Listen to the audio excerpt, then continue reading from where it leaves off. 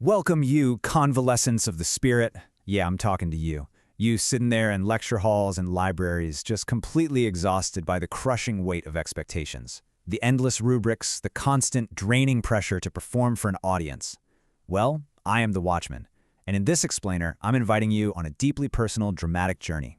We're going to chart a path straight out of that comforting yet totally suffocating warmth of the herd, and we're stepping right into the sharp, terrifying reality of self-willed autonomy. Let's get into it. So picture the scene. It is the absolute midnight of the forest. The silence of the void out here, it's heavy. It literally threatens to swallow you whole if you let it. Because out here, there are no streetlights, no syllabi. There are absolutely no grading scales to tell you your worth or map out your next step. There is just the jagged rock beneath my feet and an all-consuming darkness that stretches out in literally every direction. To understand where I am now, you kind of have to understand what I left behind. As I said once, I stepped away from the smoldering ruins of the Temple of Perpetual Light. For so long, you see, I was a mountain-sized god of routine. I breathed the holy smoke of predictability. I relied on external structures to tell me exactly who I was. Honestly, it's so much like the grades, the praise, and the validation that you've been taught to chase your whole life. But I had to walk away from the whole shebang. Visualize those ashes in the distance, right behind me. They represent the death of all my old consolations. That temple where I passively sought a divine eye to witness my deeds, it is burned to the ground. For you as students, these smoldering ruins might just represent the total collapse of the external validation you've been clinging to. It's that sudden, honestly terrifying realization that being the perfect student doesn't actually warm your soul. When your temple falls, what's left to guide you? This transition demands a massive, fundamental psychological shift. On one side, we've got the habits of the mountain, rigid, always seeking that divine eye, practically choking on holy smoke. It's a life of just being a passive receiver of external truths. But on the flip side is my new icy autonomy. Out here, I rely entirely on my own sovereign heat. I bear an honest wound. I'm no longer a receiver, I am a self-willed creator. It is a really frightening transition, I won't lie, but it's an absolutely necessary one. Out here, in the absolute midnight, I had to learn a completely new way to step. I call it the logic of ice.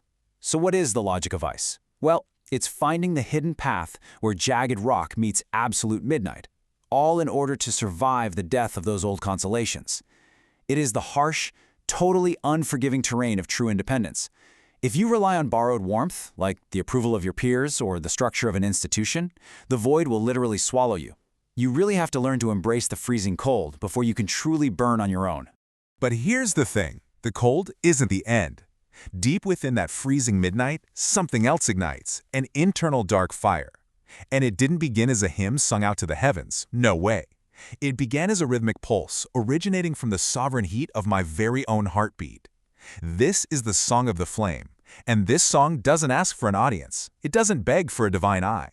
It is a private, deeply sovereign strength that entirely replaces all those old habits that once dictated my existence. Now, this Song of the Flame wasn't some gentle, soothing melody. Honestly, it acted as a brutal spiritual surgery. Step 1 was the violent shattering of the chains of hope. I literally had to permanently sever the habits binding me to the predictable rising of the sun. Then Step 2 brings the laughter in the dark. And finally, Step 3, realizing the golden abundance of nothingness. This song violently but necessarily cuts away everything you mistakenly thought you needed to survive. That second step I mentioned, the laughter in the dark, might sound a little ominous, but it's actually a joyful celebration. It is the incredibly liberating truth of being nothing. Think about it for a second. When you drop all the societal rubrics, when you finally stop defining yourself entirely by your grades, your major, or your future resume, you become nothing in the eyes of the system. And in that nothingness, there is an incredible booming laughter. You are finally truly free from the crushing weight of their expectations. As my song echoed through that frozen forest, I realized I was guided only by, and I quote, the honest light of the wound that will not heal. What does that mean? It means my dark form of freedom doesn't need a map. I don't need a sacred symmetry or some external sky to feed my fire. My soul overflows with a golden abundance precisely because it acknowledges its own beautiful, unhealing wounds. The real pain of true independence is exactly what makes that inner fire so unshakably bright. Which brings us to the ultimate destination of this entire psychological journey, the seventh solitude. The seventh solitude is a state of fully realized, self-willed autonomy. It's the ultimate, total embrace of absolute isolation.